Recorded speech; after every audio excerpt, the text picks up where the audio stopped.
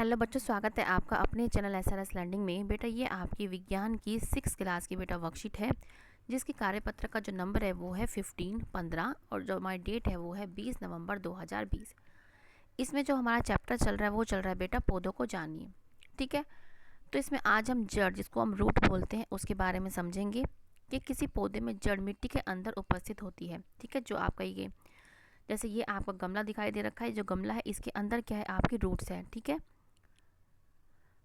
पौधों में जड़ तंत्र को दो प्रकार के होते हैं। जो पौधों में जो जड़ तंत्र जो होते हैं वो कितने प्रकार के, दो। कौन कौन नाम क्या है उनका? मूसला जड़ और रेशेदार जड़। आपने इंग्लिश में टैप रूट और फाइब्रस रूट सुना होगा। तो हम देखते हैं कि खुले मैदान में जाइए, कुछ खरपतवार पौधों को मिट्टी से खोदकर निकाले। खरपतवार क्या होते हैं? जो ये अनचाहे पौधे होते हैं, जो अपने आप क्या है, अपने आप उग जाते हैं, इनको हमें उगाना नहीं पड़ता। ठीक है, तो खरपतवार वो होते हैं जो अनचाहे होते हैं, जो अपने आप क्या है उग जाते हैं। इनको आप क्या है निकालिए। क्या घास आसानी से निकलती है या नहीं? हम कहेंगे नहीं। ठीक है, यदि आपने यहाँ पे बेटा करेक्शन कर लीजिए, यहाँ पे नहीं आएगा, ये मिस प्रिंट हो गया होगा, यहाँ पे आएगा आपका नहीं। ठीक है, यदि आपने नहीं कहा है तो आपने ठीक कहा है, ये आसानी से नहीं निकलते। क्योंकि ठीक है, ये आसानी से नहीं निकलते क्यों? क्योंकि जो इनकी जड़ें होती हैं वो मिट्टी में पौधों को क्या है, बहुत जकड़ता से जकड़े रहती हैं, इसलिए क्या है वो आसानी से नहीं निकलती। बच्चे ये जरूर सही कर लेना, यहाँ पे आएगा नहीं।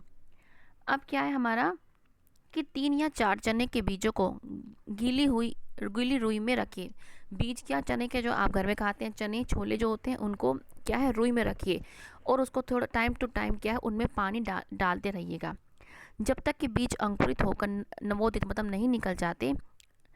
1 सप्ताह बाद उन्हें खींचकर रुई से बाहर निकालने का प्रयास कीजिए। बच्चों ये जो है ये आप अपने घर में भी कर सकते हैं, क्योंकि ये ऐसी एक्टिविटी है जो आप इसको कर सकते हैं और आपको करना है ये घर में। ठीक है, फिर क्या है, क्या आप जड़ों को रुई से आसानी से निकाल सकते हैं? आप कहेंगे नहीं। क्यों? क्योंकि जड़ों को रुई से निकालना आसान नहीं है। क्यों? क्योंकि जो जड़ें हैं वो जो रुई में क्या है बहुत ही मजबूती से क्या है जकड़ी हुई हैं। तो हम ये जो हमने पढ़ा, इससे हम क्या अर्थ निकालते हैं कि जड़ें पौधों को मिट्टी से मजबूती से पकड़े रखती हैं। इन्हें मिट्टी में पौधों का स्तरक कहा जाता है, एंकर कहा जाता है, मतलब उनको मजबूती से पकड़ा जाता है, इसलिए क्या है स्तरक कहा जाता है। ठीक है, तो हमारा ये हो गया कि जो जड़ें होती हैं उनका काम क्या होता है कि वो मिट्टी में पौधों को क्या है बहुत मजबूती के साथ पकड़े रहती हैं। अब हम एक क्रियाकलाप करते हैं कि किसी खुले मैदान से एक जैसे लेकिन 2 खरपतवार लीजिए। खरपतवार मैंने आपको अभी बताया, सोचें आप क्या था, सोच लिया होगा आपने क्या था। ये खरपतवार वो पौधे होते हैं जो अपने आप क्या है अपने आप उग जाते हैं, जिसे हमें उगाने की ज़रूरत नहीं होती। ठीक है, ध्यान रखें कि इनकी जड़ों को कोई नुकसान ना हो। जब आप इनको डिग करके मतलब खोद के निकालेंगे तो आप ये ध्यान रखें कि इनकी जड़ जो है टूटे ना। फिर क्या करना है आपको? खरपतवार के एक पौधे को एक गमले में मिट्टी डालकर लगा दीजिए, जैसे इसने लगा दिया है। दूसरे पौधे की जड़ को काट कर, दूसरे पौधे की क्या है हमें जड़ काटनी है, बिल्कुल कट कर देनी है और उसको बी में क्या है लगा दो। इसमें नियमित रूप से जल 1 सप्ताह के बाद इनमें क्या नियमित रूप से दोनों में पौधों में ए और बी में नियमित रूप से हमें क्या है जल देना है। फिर आप 1 सप्ताह बाद क्या देखेंगे? क्या दोनों पेड़ जो है स्वस्थ होंगे? दोनों पौधों में नियमित रूप से जल दिया गया है, परंतु देखा गया कि जब हमने ऑब्जर्व किया कि देखा कि गया कि जिस पौधे की जड़ें नहीं थी, जैसे इसमें नहीं है, तो वह सूख गया। यानी जड़ें पानी को एक स्थान से दूसरे स्थान तक पहुंचाने का काम करती हैं। ठीक है, तो क्या हुआ कि ये देखा गया कि जिसकी जड़ नहीं थी वो क्या है पेड़ बिल्कुल सूख गया। ठीक है, जिसमें नहीं थी ये बिल्कुल क्या है 1 हफ्ते बाद बिल्कुल सूख गया। तो इससे हमें क्या पता चल रहा है कि जो जड़ होती हैं वो क्या है पानी को एक स्थान से दूसरे स्थान तक पहुंचाती हैं। तो हमारा ये क्रियाकलाप पूरा हो गया हमारा। हम एक बार ये और देख लेते हैं कि जड़ को हमने 2 पार्ट में भागा, कौन सा? मूसला जड़ और रेशेदार जड़। और इसके एग्जाम्पल क्या क्या? सेम और आम और गेहूं और मक्का इनके क्या है उदाहरण है। अब हम चलते हैं आगे। यह आपकी दूसरी वर्कशीट आ गई थी। अब हम चलते हैं आगे। मूसला जड़ और हमें रेशेदार जड़ में क्या अंतर स्पष्ट करना है। यह मुख्य जड़ होती है जिनकी जड़ों की शाखाएं निकलती है। ये क्या है आपकी एक जड़ है, ये क्या एक मुख्य जड़ है ये वाली, और इनसे क्या है इनसे बहुत सारी जो है शाखाएं निकलती हैं। ठीक है, ये हमारे पड़ा है। मुख्य जड़ मिट्टी में गहराई में उगती हैं। जो ये मुख्य जड़ जो मैंने आपको बताई, जैसे आप इसमें देख रहे हैं, ये बहुत नीचे तक मिट्टी में चली जाती हैं। इनके एग्जाम्पल हमारे उदाहरण है हमारे जैसे आम और सेब, इनकी जड़ जो है बहुत गहराई तक मिट्टी में चली जाती है। मूसला जड़ वाले पौधों की पत्तियों का शिरा विन्यास जालिका रूपी होती है। जैसे हमने पिछली क्लास में हमने वर्कशीट में पढ़ा था कि जो इनकी पत्तियां होंगी इनमें जो विन्यास होगा वो कैसा होगा, जालिका रूपी, मतलब जाल जाल सा बना हुआ होगा। ठीक है, अब आते हैं हम रेशेदार जड़ पे कि तने के आधार से निकलने वाली जड़ों का गुच्छा होता है। जैसे ये आपकी जैसे ये जड़ देख रहे हैं आप, ये क्या है, बहुत ही गुच्छा है। इसमें आपको ये पता नहीं लगेगा कि कौन सी मुख्य है कौन सी मुख्य नहीं है। इसमें क्या है, सारी ही एक गुच्छे की तरह क्या है निकली रहती हैं। और एक गुच्छा जो होता है, इनकी जो गुच्छे की जो जड़ होती है ये बहुत ही पतली होती हैं। ठीक है, और रेशेदार होती है, मतलब रेशे, जैसे आपने प्याज देखा होगा, प्याज देखा है आपने, यहाँ पे जो जड़ होगी वो निकली रहती है, तो उसको देखें वो भी क्या है, एक रेशेदार जड़ है। और इसके उदाहरण जैसे आप गेहूँ हो गया, मक्का हो गया। रेशेदार जड़ वाले पौधों की पत्तियों में शिरा कैसी होती है, समांतर, जैसे ऐसी समांतर, मतलब एक दूसरे के साथ चलती हैं समांतर। ठीक है बच्चों, तो हम क्या, हमने पढ़ लिया सब। अब हम क्या क्वेश्चन सोल्व करते हैं कि जड़ों का कार्य क्या है। जड़ों का कार्य लिखेंगे हम।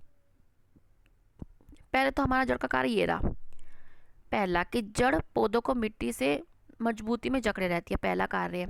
और दूसरा कार्य क्या है कि ये वाला, जड़ पानी को एक स्थान से दूसरे स्थान तक पहुंचाने का काम करती है। दूसरा पॉइंट हमारा ये रहा बच्चे, पहला पॉइंट हमारा यहाँ से लिखना है, दूसरा पॉइंट हमारा ये कि जड़ें पानी को एक स्थान से दूसरे स्थान तक पहुँचाने का काम करती हैं। ठीक है, तो हमारे 2 पॉइंट हो गए, जड़ें पौधों को मिट्टी से मजबूती में से पकड़े रहती हैं, जकड़े रहती हैं, और दूसरा जड़ें पानी को एक स्थान से दूसरे स्थान तक पहुँचाने का काम करती है। हमारा क्वेश्चन हो गया। अब क्या है, मूसला जड़ और रेशेदार जड़ों में अंतर लिखिए। हमारा अंतर ये रहा, जैसे मैंने अभी आपको बहुत अच्छी तरह समझाया है, ये आप पूरा इसके 3 पॉइंट लिख के और इसका डायग्राम बच्चे इसका नीचे बना देना। ठीक है, डायग्राम बनाने से आपका जो क्वेश्चन है वो बहुत ही अच्छा हो जाता है। अब बढ़ते हैं हम आगे कि अब हमारे फिल इन द ब्लैंक कि किसी पौधे में जड़ के अंदर का भाग, किसी पौधे में जड़ के अंदर का।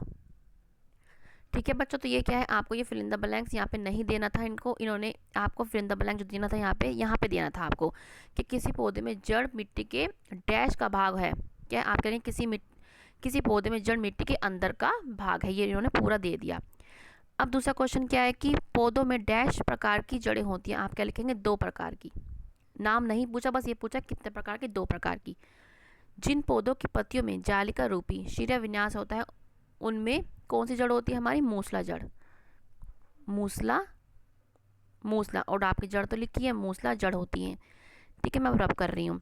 अब क्या है, रेशेदार जड़ वाले पौधों की पत्तियों का शिरा विन्यास कैसा होता है, समांतर। कैसा होता है,